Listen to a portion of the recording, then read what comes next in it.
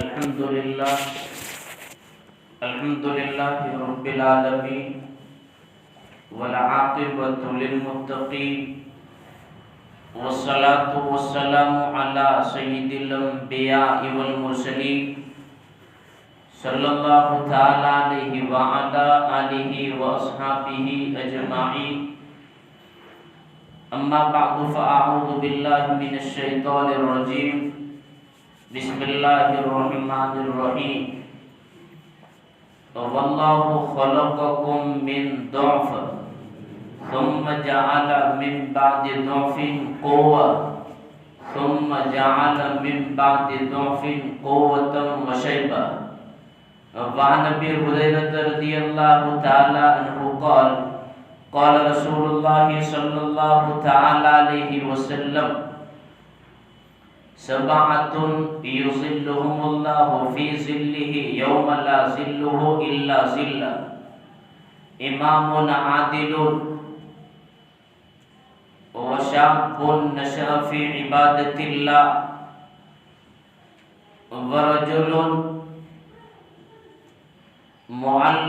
ورجل قلبه معلق بالمساجد إذا خرج منه حتى يعود إليه. ورجلان تحابا في الله اجتمعا عليه وتفرقا عليه. ورجل ذكر الله خاليا ففازت عيناه.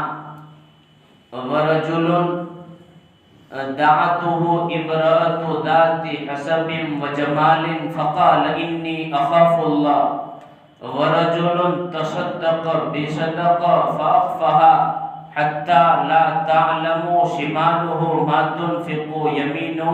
رواه البخاري أو كما قال رسول الله صلى الله تعالى عليه وسلم.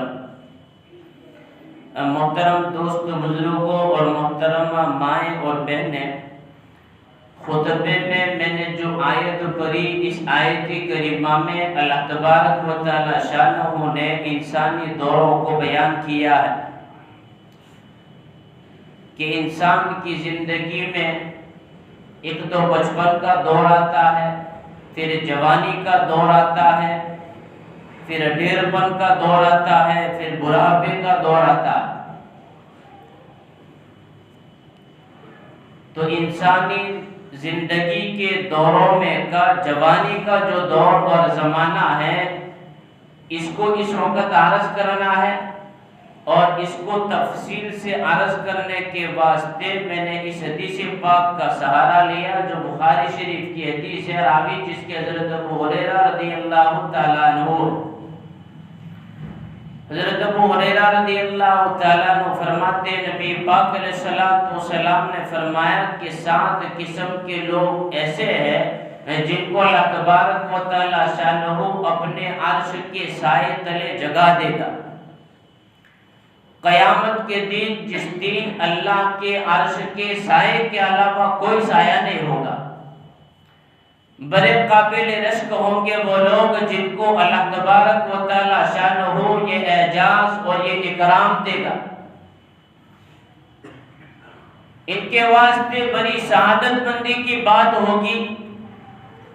وہ 7 قسم کے لوگ کون ہیں اور ان کے وہ اعمال کون سے ہیں جس کی بنیاد پر ان کو اللہ تعالیٰ اپنے عرش کے سائے تلے جگہ دے گا، اس کو دیکھنا.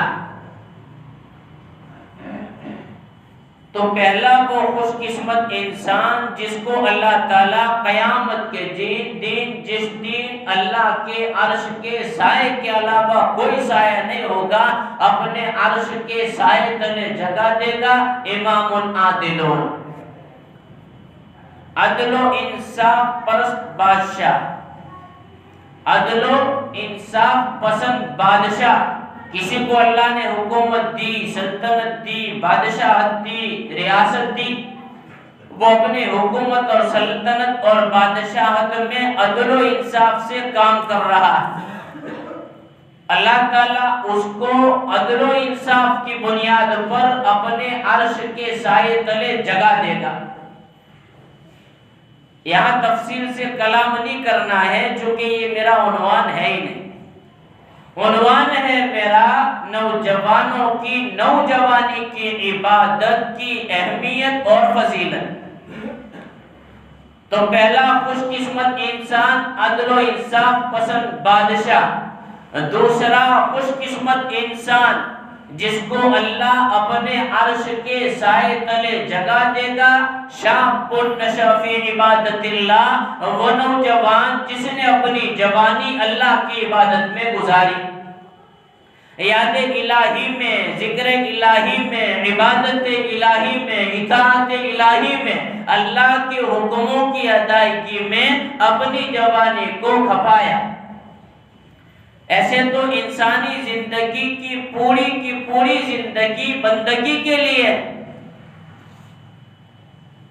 جو کہ قرآن کریم نے ہمیں بتایا کہ وَمَا خَلَقْتُ الْجِنَّ وَالْإِنسَ إِلَّا لِيَعْبُدُونِ، میں نے انسانوں کو محض میری عبادت کے واسطے پیدا کرا ہے، میں نے جناتوں کو محض میری عبادت کے واسطے پیدا کیا ہے. پوری کی پوری زندگی بندگی کے لیے ہے. پر زندگی میں نوجوانی کا جو زمانہ ہے اس زمانے کی عبادت کی خاص اہمیت اور فضیلت ہے. اسی لیے علماء لکھتے ہیں کہ ایک بوڑھا آدمی 10 رکعتیں پڑھے، اس کے مقابلے میں ایک نوجوان آدمی 1 رکعت پڑھے تو نوجوان کی 1 رکعت بوڑھے کی 10 رکعتوں سے افضل ہے. ایک نوجوان 1 سجدہ کرے، اس کے مقابلے میں بوڑھا 70 معنی 70 سجدے کرے تو بوڑھے کے 70 سجدوں سے افضل اس نوجوان کا 1 سجدہ. پر افسوس، صد افسوس، نوجوانوں کی نوجوانی کے سجدوں کو آج اللہ کا یہ دربار ترستا. نوجوانوں کی نوجوانی کے قدموں کو عبادت کے واسطے اٹھنے والے اللہ کے گھر کا یہ در جو ہے اس کی چوکھٹ ترستی ہے. اللہ کے گھر کے دروازے کی چوکھٹ نوجوانوں کے قدموں کو بوسہ لینے کے واسطے ترستی ہے. نوجوانوں کی نوجوانی کے سجدوں کے واسطے اور اس کے پیشانی کو بوسہ دینے کے واسطے اللہ کے گھر کا یہ صحن ترستا. نوجوانوں کو عبادت کے واسطے اللہ کے گھر کا یہ محراب اور یہ منبر للکارتا ہے، پر نوجوانوں تلک باوجود للکار پہنچنے کے یہ نوجوان جواب نہیں دیتے. یہ نوجوان طبقہ ہمارے سامنے ضائع ہو رہا ہے، برباد اور ہلاک ہو رہا ہے.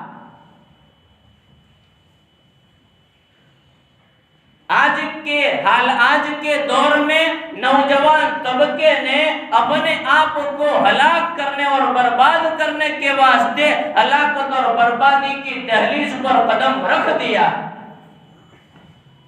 2 ہفتوں پہلے میں نے کہا تھا حالات حاضرہ میں نوجوان طبقہ ٹارگیٹ میں ہے، اچک لیا جائے گا. غیر محسوس طریقے سے نوجوان طبقہ ہمارا اچک لیا جائے گا. بڑی غفلت کی زندگی گزار رہے، اللہ کے حکموں سے دور رہ کر زندگی گزارتے ہیں، وہ گنہگار ہیں. جبکہ ہم ماں باپ کی حیثیت رکھنے والے اور سرپرست لوگ اللہ کے حکموں کے قریب انہیں نہ لانے کی بنیاد پر ہم بھی گنہگار. نبی پاک علیہ السلام نے فرمایا کہ آدمی کے گنہگار ہونے کے واسطے بس اتنا کافی ہے کہ جس کو وہ کھلاتا ہے، جس کو وہ پلاتا ہے، اس کو وہ ضائع کر دے. اخروی اعتبار سے ہمارا نوجوان طبقہ ہماری آنکھوں کے سامنے ضائع ہو رہا ہے. نہ ان کی نیند اڑتی ہے نہ ہماری نیند اڑتی ہے.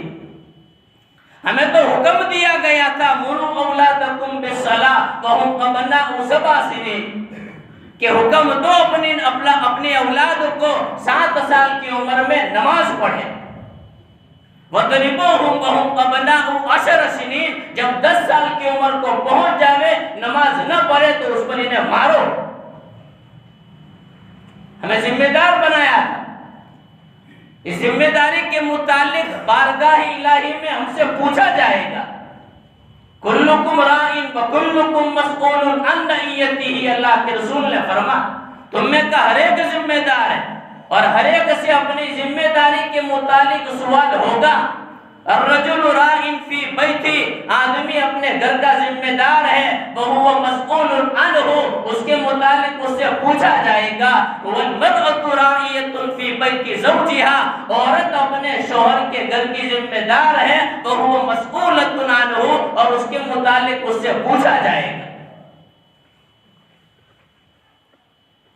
تو یہ نوجوان طبقہ جو ہماری آنکھوں کے سامنے ضائع ہو رہا ہے، اور اس نوجوان طبقے کو یہ کہتے ہوئے بھی شرم نہیں آتی کہ نماز کے واسطے ہمارے پاس وقت نہیں ہے، ہم تو بڑے بیزی لوگ ہیں۔ ارے دور حاضر میں بیزی ہونا ہر ایک کے لیے بڑا ایزی ہو گیا ہے۔ دنیاوی اعتبار سے مسئلہ دنیا کا نہیں ہے، مسئلہ آخرت کا ہے۔ یہ تو فانی زندگی ہے، وہ باقی زندگی ہے، اس کا چہرہ ہے، اس کا چہرہ نہیں۔ اللہ نے یہ زندگی اسی زندگی کو بنانے کے واسطے دی ہے۔ آج کا نوجوان طبقہ یہ کہہ کر صبح کو دوش نہیں ہوگا کہ فجر کی نماز کے واسطے ہم سے اٹھا نہیں جاتا، اور ہم ماں باپ کی حیثیت رکھنے والے یہ کہہ کر صبح کو دوش نہیں ہوں گے کہ ہم اٹھاتے ہیں پر وہ اٹھتے نہیں ہیں، نہ یہ کہنے پر وہ چھوٹ جائیں گے کہ اٹھا نہیں جاتا، نہ یہ کہنے پر ہم چھوٹنے والے ہیں کہ اٹھاتے ہیں پر اٹھتے نہیں۔ اللہ کے رسول نے فرمایا جس کے ذمہ تیرا کھانا ہے، جس کے ذمہ تیرا پینا ہے، وہ تیرے سامنے ہلاک ہو جاوے تو یہ تیرے گنہگار ہونے کے واسطے کافی ہے۔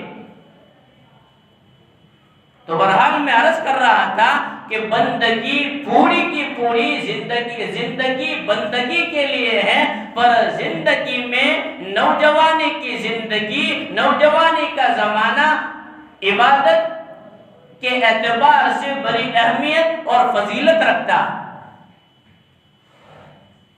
اس کی وجہ اس کی یہ ہے کہ انسانی زندگی کے 4 دور ہیں: بچپن، جوانی، اڈیل پن اور عمر اور بڑھاپا۔ بات کریں بچپنے کی تو بچپنے میں بچے پر شریعت کے احکام لاگو نہیں ہوتے، شریعت کے حکموں کی ادائیگی کا بچہ بچپنے میں مکلف نہیں بنایا جاتا۔ رہی بات اڈیل پن کی اور بڑھاپے کی تو کہا کہ بچپنے کے بعد اور جوانی کے بعد انسان اڈیل پن اور بڑھاپے میں کمزور ہو جاتا، انسانی اعضاء اور بدن کے جوارح یہ کمزور، اس کی جو طاقت اور قوت ہوتی ہے، حوصلے اور جو ارادے ہوتے ہیں یہ کمزور پڑ جاتے ہیں۔ اور دوسری بات ہے کہ بڑھاپے کا کھیل وہ صحیح بھی نہیں ہے۔ اسی لیے شیخ سعدی رحمت اللہ علیہ نے ایک عجیب بات کہی کہ در جوانی توبہ کردن شیبہ پیغمبراں است، کہ جوانی میں توبہ کرنا یہ نبیوں کا شیبہ، یہ پیغمبروں کی خصلت اور عادت ہے۔ اللہ کا یہ دربار دور حاضر میں نوجوانوں کی توبہ اور نوجوانوں کی آنکھوں کے آنسوؤں کو بھی تڑپتا، نہ توبہ کے واسطے تیار، نہ عبادت کے واسطے تیار۔ در جوانی توبہ کردن شیبہ پیغمبراں است، وقت پیری گر کے ظالم می شود پرہیزگار۔ بڑھاپے میں ظالم بادشاہ بھی متقی اور پرہیزگار بن جاتا۔ بیریے اور شیر پر جب بڑھاپے کا زمانہ آتا ہے تو ایک گوشہ پکڑ لیتا ہے، کونے میں بیٹھ جاتا ہے، اس کے قریب سے گزرنے والوں پر وہ حملہ نہیں کرتا۔ حملہ نہ کرنے کی بنیاد یہ نہیں کہ اس کی حملہ کرنے کی جو عادت تھی وہ اپنی عادت سے باز آ گیا، نہ، حملہ نہ کرنے کی وجہ جسم اور بدن کے اعضاء میں جو قوت اور طاقت تھی وہ اس کی ختم ہو جاتی۔ در جوانی توبہ کردن شیبہ پیغمبراں است، نوجوانی کی توبہ بھی اللہ کو بڑی پسند ہے۔ حدیث پاک میں یہ بات ملتی ہے، احب التوبۃ الی اللہ توبۃ الشاب، نوجوانی کی توبہ اللہ کو بڑی پسند، نوجوان کی توبہ کو اللہ دوست رکھتا ہے۔ ایک دوسری روایت میں یہ بات ملتی ہے، ایک بوڑھا آدمی توبہ کرتا ہے، اللہ تعالیٰ اس کی مغفرت کر دیتا ہے، بخشش کر دیتا ہے، پر ایک نوجوان توبہ کرتا ہے تو مشرق سے لے کر مغرب تلک کے قبرستانوں سے 40 دن کا عذاب اٹھا لیا جاتا ہے۔ یہ معمولی چیز نہیں ہے۔ نوجوانوں کو چاہیے کہ اپنے آپ کو توبہ کا عادی بنائیں۔ تو یہ ہے انسانی دور، بچپن، جوانی، اڈیرپن، بڑھاپا۔ پہلے تجھے بچپن نے برسوں کھلایا، جوانی نے پھر تجھ کو مجنون بنایا، بڑھاپے نے آ کر کیا کیا ستایا، اجل کر دے گی تیرا بالکل صفایا۔ یہ ہے انسانی دور۔ رہی بات نوجوانی کی تو کہا کہ نوجوانی زندگی کا انمول سرمایہ، جوانی کا زمانہ زندگی کا پربہار زمانہ، موسم بہار ہے۔ موسم بہار میں ہم دیکھتے ہیں درختوں اور جھاڑوں پر جو شاخیں اور ٹہنیاں ہوتی ہیں یہ ہری بھری سرسبز و شاداب ہوتی ہے۔ اسی طرح انسانی زندگی کے جوانی کے زمانہ میں انسان کی قوت، طاقت اور اس کی صلاحیت جو ہے جوان ہوتی، ہری بھری سرسبز و شاداب۔ اور جوانی میں جوانی کے حوصلے بھی جوان ہوتے ہیں، اور جسمانی قوت اور صلاحیت، دماغی صلاحیت جو ہے یہ عروج پر ہوتی ہے جوانی کے زمانہ میں۔